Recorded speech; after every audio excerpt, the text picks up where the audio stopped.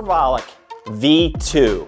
This is a super safe and effective natural anabolic. Not only is this product going to help you increase protein synthesis, which basically means muscle recovery and growth, it also may inhibit myostatin, which is a protein in your body that is known to inhibit muscle growth. This is a complete natural anabolic that works through multiple different pathways, has multiple trademarked ingredients. If you are a natural athlete looking for that edge, Corbolic V2 is what you need. Get yourself some. All right, guys, welcome to the Pro Physique Code. Today, we're going to talk about the winners of our most recent transformation challenge. Now, this was a 60-day challenge, and we still saw some remarkable transformations. The beauty is our 90-day challenge is kicking off September 8th. So click the link below and join us for the next 90 days. You can join for $50, and we're going to give you all the meal plans, training plans, the private support. But we also offer guided coaching if you want a more one-on-one, checking in with a coach, approach. And your chance to win a part of $25,000. So it's open worldwide. That's the first question I get. I live in Australia. I'm like, yeah, we've had a lot of people win from Australia. I don't know what's going on down there. I just had a call this morning with a guided coaching client in Hong Kong. And I was like, that's crazy. We had to do it at 7:30 my time in the morning for 9:30 her time. I was like, how do we figure this? Yeah, I have a couple clients that compete in that side of the world. And it's like, you got to plan your whole day around that wake up time. Yeah, I think we had one of our winners from the recent challenge. Somebody in the top, I believe, was in the UK. I know we had somebody in the UK last year too. Or for the first challenge of the year. So we get some good international representation, which is pretty exciting. All right, so let's talk about the winners because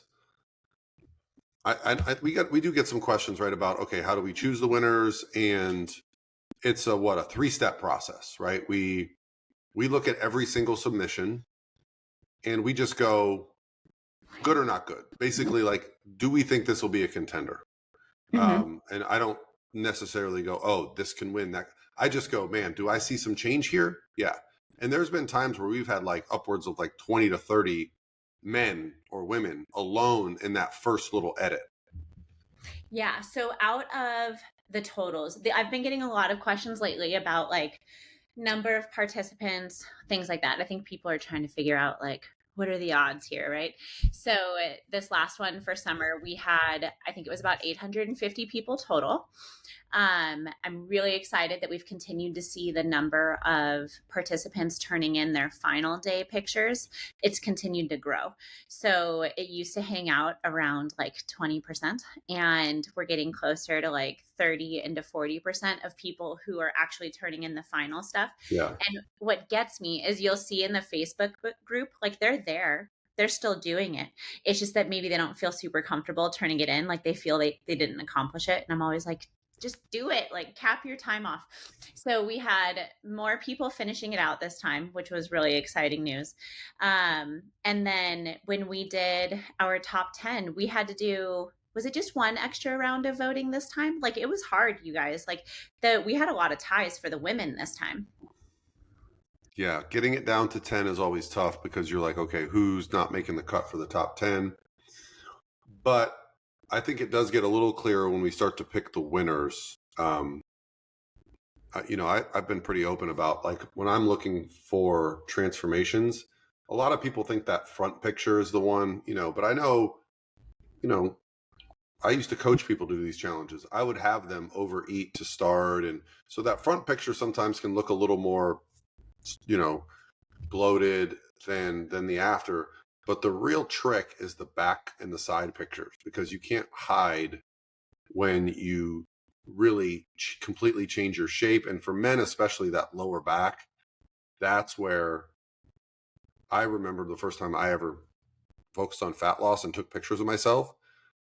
I think when I went from like 235 or 240 down to like 210, a lot of that was my back, which I had never noticed before because I never took pictures, but I had a coach, so I had to take pictures. And I remember thinking like, oh, this is why I lose motivation because I'm looking at my front and going, where's my abs? I've lost 20 pounds and I got no abs.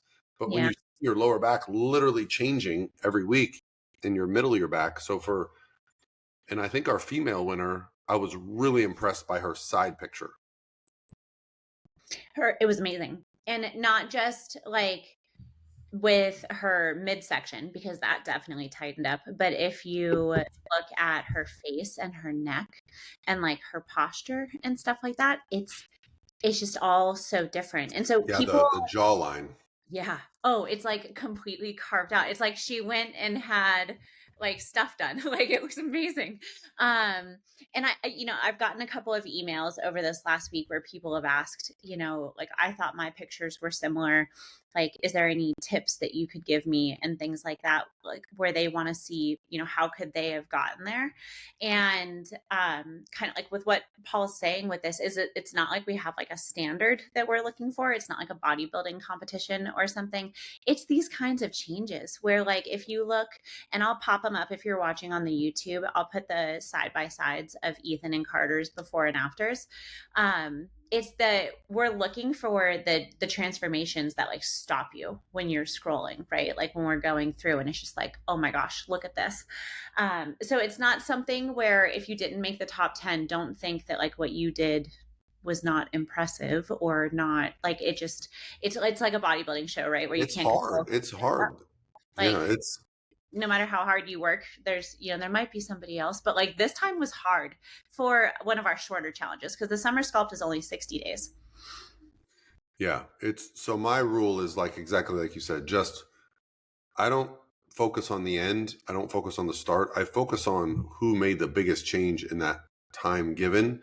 And what I've noticed is sometimes the winners have actually done our challenges multiple times, Yep. but they just haven't like quite nailed it. And they might even be leaner on starting the time they win, but they just nail it for that whole 12 weeks or that whole, 90 days. And so it really makes a difference that they see it all the way through. Yeah, it's for me, it's about finding the people that were actually able to change their approach and change their mindset around fat loss. So yeah, that's, and to a degree, I don't love this part of it, Christina, but we got to use the pictures. So if you take crap pictures and crap lighting and your outfits are completely different, you're in completely different settings, it's hard for us to judge. Like there was a couple people that I was like, man, if these pictures were better, that might be someone that's in the mix, but it's hard to discern what's changed because, there was too much going on to actually just focus on the physiques. Yeah. We had one where the person was too far away, right? Like in the picture, they were very far back. So it was hard to see like details. We could tell. Well, I think I remember last year, there was someone that we were even considering to maybe be the champion, but their Mhm. after picture was like a selfie in a bathroom mirror at the gym.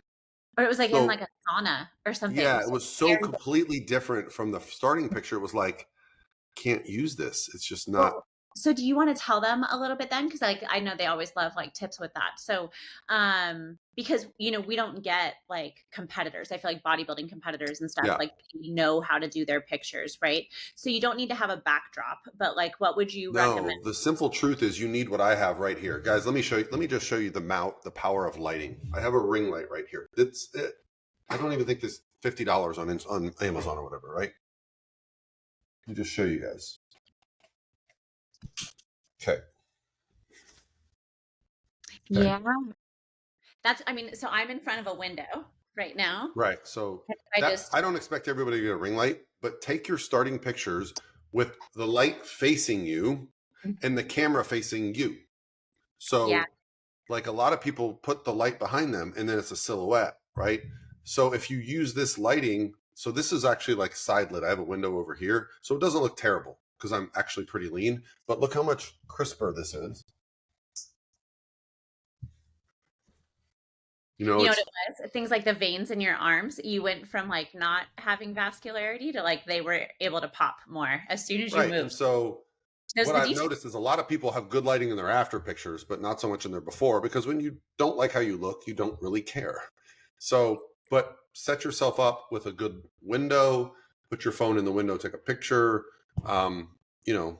That really helps with the judging because as a coach, I look at my athletes' pictures every week and I'm looking for changes in the physique. So, and I request the same settings every week. And so you can actually see it. So that's part of it. And even our male winner, you know, he had not good lighting and an upward picture, and then really good lighting and a downward picture. So there was some changes there, but it was still enough of a transformation that I was like, man, for men to get as lean as he got from where he started, I know the effort in 60 days. Oh yeah. And you know, I think that's what drove that home for me. I mean, he got peeled. Like, I'll pop the pictures up here for anybody who's Yeah. watching the YouTube video. Well, and to me, so he's not like bodybuilding stage lean by any means. He's probably Wow.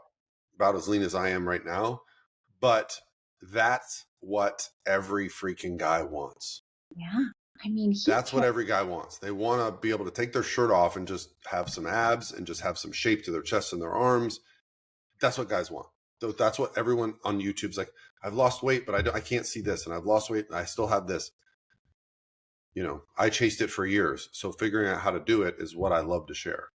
Yeah. So he specifically brought that up actually in his essay. So when we're doing the final submissions, there's the opportunity for everybody to submit. I mean, I think it's referred to as an essay. It's like a personal statement. It's nothing, we're not doing like a word count or looking for your thesis, but just telling us a little bit about your experience. How did it go?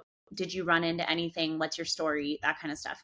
And so Ethan had put in here that he had spent, you know, the last couple of years in more of what he called like a perma bulk, and his deadlift had gotten super high. Oh, he said last year he was benching 435, which like, what? I can't even comprehend. Wow, that's more than I've ever benched. I've only ever benched 400. That's crazy. Oh, to get there, he got up to 240 pounds. Yeah, and that's what I was when I was benching heavy. Yeah, so he's 5'10". He must be pretty tall then. He's 5'10". Oh, so that's that a was tank. 5'10", 240. right. He said he was hurting, winded going up the stairs, and that his wife had lovingly said, "You're too big, babe. It's time to do something." And so he wanted to get abs. He got down to 220 like last year, and then thought that 200 would do it for him. With the challenge, the main thing that he did was really just bulking up his walking. So he did get up to about 15,000 steps per day, was like his normal. And that helped him get to 177. And so I think that's interesting because a lot of people, I think, kind of have it in their mind that maybe it's just another like 5 to 10 pounds, and then we're going to find the abs and they're going to be popping and like hanging around. And for a lot of people, you know, having abs routinely, it's probably going to be a little bit leaner than you think. I tell people, maybe not, but like it's going to be closer to your high school weight than you think. Yep. Unless you put on a ton of muscle or you grew a lot after high school, late bloomer. But I mean, I graduated high school at 155, 160 pounds, and this is me at 210. So there's no way I'll ever get close to that again. But I also continued. I graduated at 17 and grew a ton after I was a late bloomer. So, but yeah, it's always a number that you're not expecting to have to get to. And I think for men specifically, it's a little bit of an ego thing, you know, like, oh, I don't want to, you know, I have guys come to me, they're 180 pounds. They need to lose 20 pounds to see their abs. And they're like, yeah, but I don't want to get below 175. And I'm like, I got bad news. Yep. You got to give up that dream. The trade-off, or work really hard on bringing those muscles up. Yeah. The 15 pounds on. Yeah, abs are tricky because they're fun to get. They're hard to hold on to, I think, you know, like you gotta listen. And for anyone that's curious about like this challenge, when we're reading the story, if you took an approach that we don't agree with, it's probably not going to go well for you. Like if someone's like, oh, I didn't eat for 60 days and I just fasted or did water. If it's something that we believe it's not going to be healthy for other people, like, you know, I love when people are like, yeah, I changed because I started being accountable. I maybe drank less alcohol. I was getting up early. I went from getting 3,000 steps a day to 10,000 steps a day. Those kind of things are real applications that anybody can do. I had a consult with a guy yesterday and I was like, okay, so what are your average steps like? He's like, well, some days I get around 800. And I was like, what? I was like, listen, fat loss is going to be real easy. Oh, You just got to get you moving, man. Yeah. I I mean, I love that because with the kids, I think I get that before I get them to school, you know? So you would, Oh the yeah, oyster when you've got that much to play with when it comes to activity wise. Ethan put some fun tips in here, and then we should talk about Carter too. But I yeah.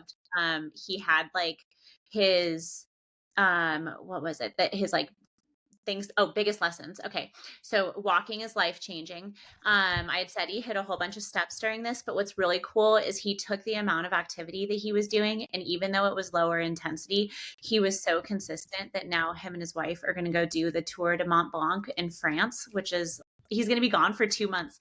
So I forgot to tell you about this.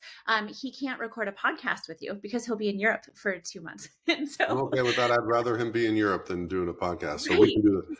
going on If this anything, incredible. what we might want to do is just get some information from him, and I'll talk about him. I'll just do a podcast, with you, and we can talk about the before and afters and what his calories were. So maybe we could send him a questionnaire. Yeah, for sure. Because I think what I like to do, and if you guys haven't, if you're listening to this, you probably have seen them, but I've done interviews with a lot of the last, champions, and I love to dig into like, what did they change? What was their diet like? And sometimes it's quite surprising. Sometimes it's not as much change as I would expect. And then you got people like Dan Devine, who I can't remember, but I think he said over 90 days, he got 2 million steps. Is that right?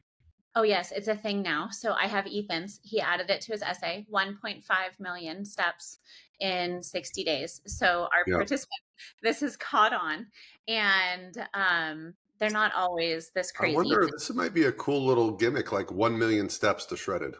So we have, and I actually offered a free entry into Fall into Fitness for Jeff, who's been in a number of our challenges recently. He set up this step counter like website for us basically and put it in the Facebook group. And this is what I love about the community so much is he was just like, hey, I thought this would be fun. I wanted to share it with you all. So he posted that in there. We've now used it for 2 or 3 challenges, like consistently. And so it got so popular that I was like, Jeff, thank you for helping us. Like just join us for the Fall into That'd be Fitness. fun. It's one of these challenges. We do a step champion. Yeah, we totally Because could. I bet that person would correlate with the overall champion, but maybe not.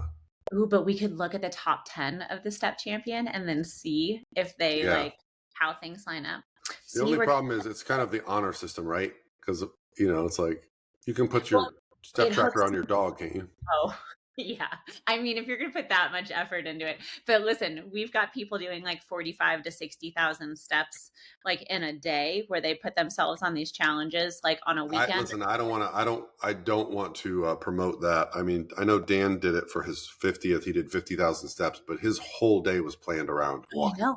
Someone did like 12 hours where I'm like, I just don't have time for this kind of stuff, guys. Like, how do you do something like this? I love that it's low intensity. We don't want to get neurotic about bizarrely high steps, right? I mean, if I walked for 12 hours, how far can I get? Can I get to like Lakeland? Come October 11th, and I'll take you through Staunton State Park here in Colorado. I get a 9 hours to do 30. I have a feeling walking in Colorado is a little different than walking in Florida. It's a little bit of flat out state. But I bring chocolate chip cookies, so it's all worth it. And the sea level there is really high. That's when I'm like a superhero, is at sea level now. Okay, back to our winners. So Carter, let's talk about her. So what I thought was really special about her is, and I'm sure that you've talked to a lot of people with this, is that she's got Hashimoto's. And so that's something that comes up a lot where it's caused different issues with clients trying to get weight off or trying to not put their body into a place where, it's kind of fighting against them or just not wanting to jump on the program, I guess. So I thought it was pretty impressive that she was able to make such a huge transformation.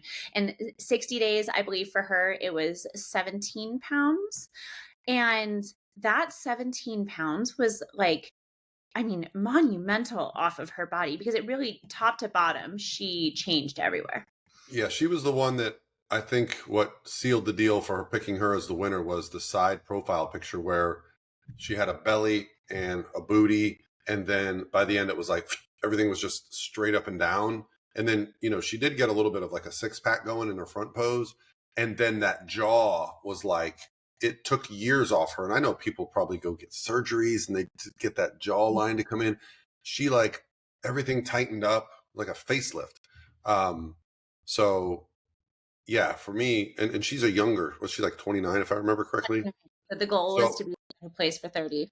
yeah, and I just love people that are starting out like going, okay, they're taking control earlier, because it's going to have downstream effects. Now, when it comes to things like Hashimoto's or all these, you know, issues that we can have with fat loss, you know, when someone comes to me and says like, oh, well, do you work with people with this?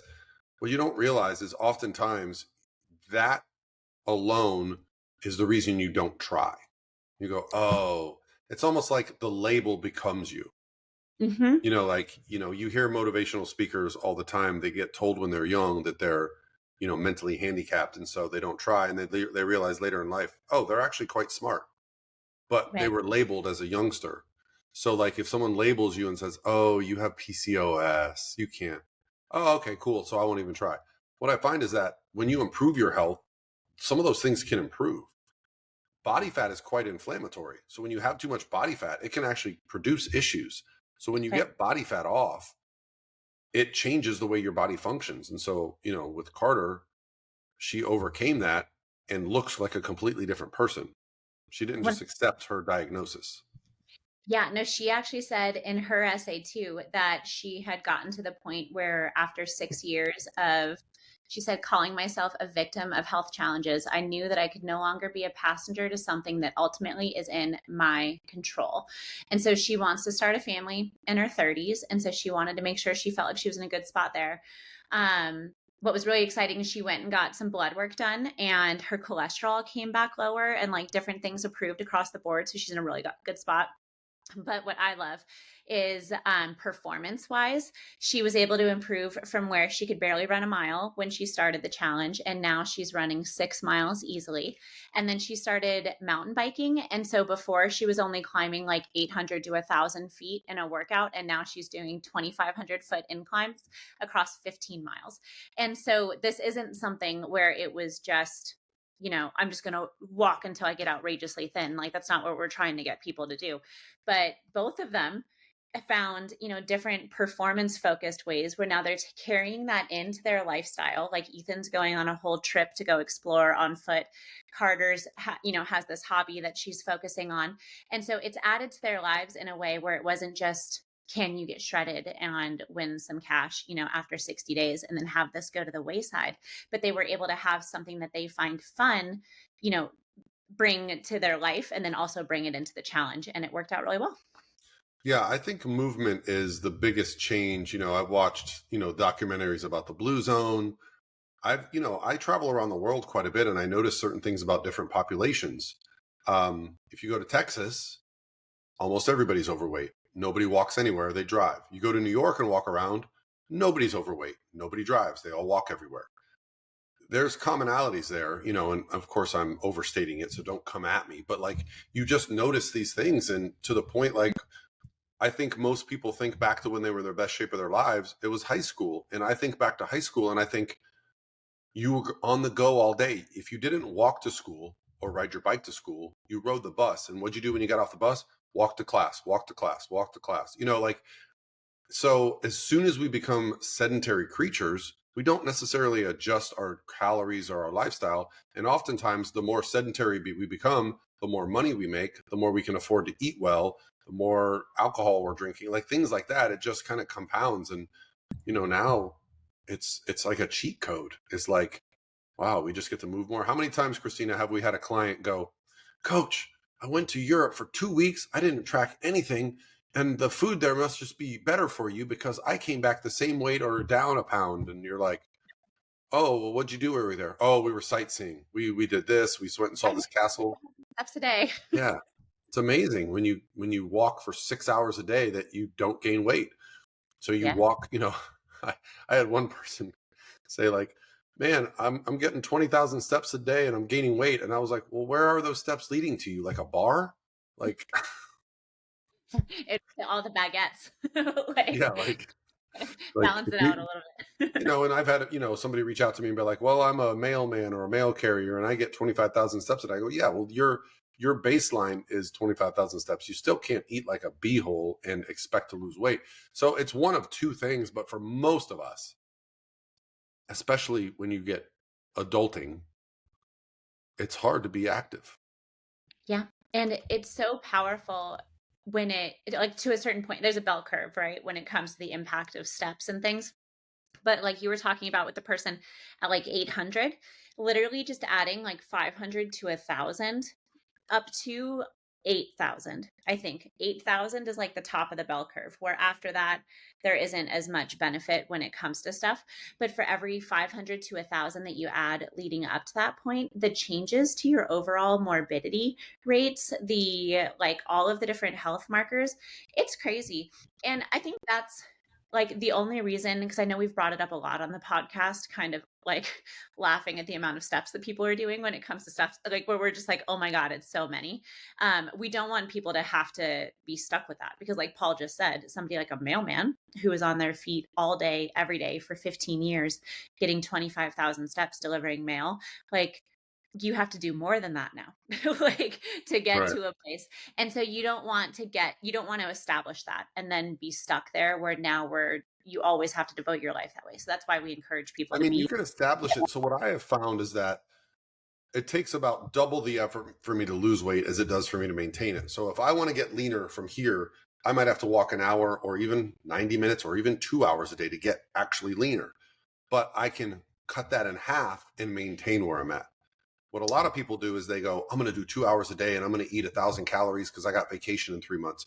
They go on vacation, they come back and they don't do any cardio and they don't track any calories and they put it all back on. So it's not that after these challenges, you got to keep doing what you were doing. I think that's the fear for a lot of people is like, oh, well, I don't want to eat chicken and broccoli and do hours of cardio. That's a temporary situation where you got to control your calories, because you can bring your calories up and you can bring your cardio down and stay exactly where you were. Yeah. And that's, I think, the key there with how people don't mess that up, right? Is like, do try to still, even if you make those adjustments and you pull it back and make things easier, make sure you honor that, right? Or people mess themselves up as if it's like, oh, well, I was dialed in for 60 days. And so now I can just take a breather and not worry You about can it. have a day or two. Like, listen, go celebrate, have a day, but then the real point of this challenge is that we are learning the tools to change our lives for the good. I would hate to see somebody do well in our challenge or win our challenge, and then 3 months, 4 months later, they've put all the weight back on. That would be a terrible representation. And in fact, I've spoken to a couple of our previous champions, and they are either the same or even leaner, because they've continued. So I know Dan has become like he comments on all my YouTube videos. He's everywhere. He's a believer, and he was one of the most drastic transformations. And I still get questions about how he's got to be on steroids. And I'm like, yeah. He just made it onto a magazine. Did you see that? Or I think he posted it in the Facebook group, because he still comes and hangs out in every single group and answers questions and everything. Yeah. And somehow, I think it was either a post or a video, somehow got picked up with like an online magazine, and they did an article about him. And the comments underneath, he said it was probably like the worst set of comments that he's seen in terms of everybody accusing him of stuff. The general public is the worst. Like, the further you get away from our target audience and get into like, there is just a whole part of the internet where they're just there to just leave negative comments on anything they see. They're not giving anything positive back. And they're just, unfortunately for them, they're just not ever going to be most likely successful. They're victims. And if you even look like you lift, you're on stuff. That's my favorite. I've been screenshotting that and putting it in my stories, because I'm not even shredded. If I lose another 5 or 10 pounds and do a bodybuilding show, I get the most hate, right? And it's like, you got to take it like a grain of salt, because I get it. I was once a weak-minded fool too. I remember in high school being like, that person's got to be on this and that. No, you don't know what your body can do if you just dedicate it. Yeah, it's like it's almost like fear talking, right? Like they're like, well, I can't do it. And so there's no way that they just did it that way because Well, yeah, I think it's also a self-protection thing. Like, well, I'm not even going to try because I know this is BS. yeah, yeah. Um, It gives them that cop out of like, it's not realistic. So that's well, not and there's also people that have jumped on some steroids. I got news for you. They're not magic. Yeah, right. you might be able to put on a little bit of muscle, but they don't shred fat for you. They don't make your meals for you. They don't get up and do your cardio for you. They don't plan your day for you. They don't help you with time management. You can do this all you want, but if you don't change what's going on externally, you're just going to put on some muscle and get puffy. And so, yeah, it's a mindset thing, and unfortunately, like, you can't change everybody's mindset. It's almost a compliment, like, you Yeah. know, you know.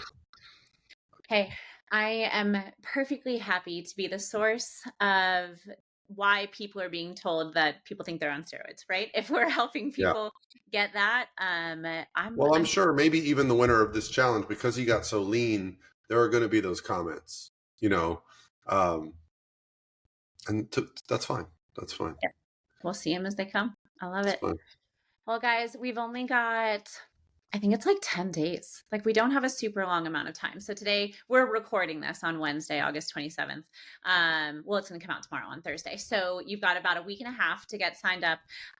September 8th is the start of the challenge. We do keep it open. We have a rolling entry, so you can join us if you can't do it right away.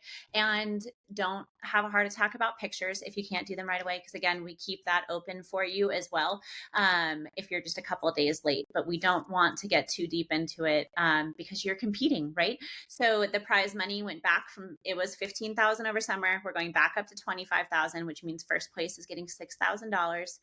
And so we've got first, second, third, over 50, and then honorable mention, which is like $500, I believe. So, I mean, there's some really great opportunities with it. We've got to be over 120 downloads now, I want to say, like with all of it across the board. We like to just continue to build the library, and that way you guys have a ton of options and things like that. So we've got vegan options. We've got, options for, different lifestyles, different types of diets. And honestly, if you join and you go, oh, I don't have this, we'll probably help you because, send me an email and we'll get it up there. We'll figure it out. we've got home workouts, we've got gym workouts, we've got intermediate, basic, we've got advanced. So we're trying to meet you where you're at. And honestly, the best value is the guided coaching. We give a really good value for those 90 days. So you want a one-on-one coach. And by the way, I work with 2 people for free for this challenge. So I'm going to pick, now all you have to do is sign up. And if you get selected, you work with me I'm going to pick one male, one female, but you have to be registered and signed up and paid before we're going to pick. So yeah. Don't sign up for guided coaching in that situation. If you signed up for the standard entry one, the $50 entry, Paul will choose from there, and they killed it. I mean, Bob and Carrie, they had incredible progress this go around. Yeah, I think sometimes it's just accountability from, 100%. Yeah. Having somebody to talk to. Well, I mean, and you got to remember, my job is I coach competitors. I'm trying to win some of these trophies back here. So when someone checks in and they don't make progress, I'm dropping something. I'm making some changes. I'm talking to you about it. I'm like, okay, why is your sleep bad? Are you not planning your schedule ahead? Why are you stressed? Why is your hunger high? Are you eating bad foods? Like I'm digging into like what's the reason you're not successful, and I'm going to get to the root of it. And you're going to have to come to some truths because, everyone feels like, oh, I just can't. I can't lose fat. No matter what I do. I go, oh, okay. Well, what was your meals like yesterday? Oh, well, yeah. I go, okay. You're not doing it. Yeah. How much cardio did you do this? Like, well, I couldn't do the cardio. Okay. So. I love it. It's shining a light on stuff and having somebody who just wants to see you succeed and hit the goals that you set for yourself. Like that's There's a reason why these challenges produce such great results. You've got a deadline. You've got a community. You've got other people going through shit that you're like, we've had people check in and be like, oh yeah, I'm down for the count. I've got COVID. And they still completed the challenge, so.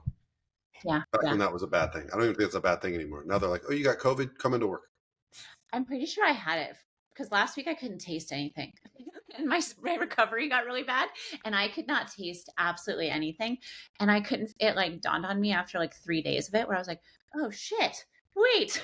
Like we used to get really worried. I had a respiratory thing and I kind of lost my voice. It's back now.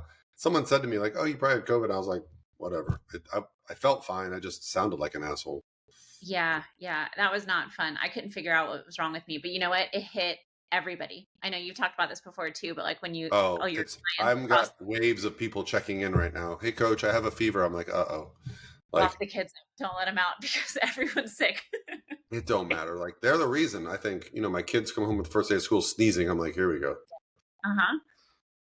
Well, on that note, I have to go run to preschool pickup. So I'm super excited, guys. I love these things so much. We have so much fun with you. So I'll have all of the links below. If you have any questions, my email is christina@prophysique.com. And let's kick it off.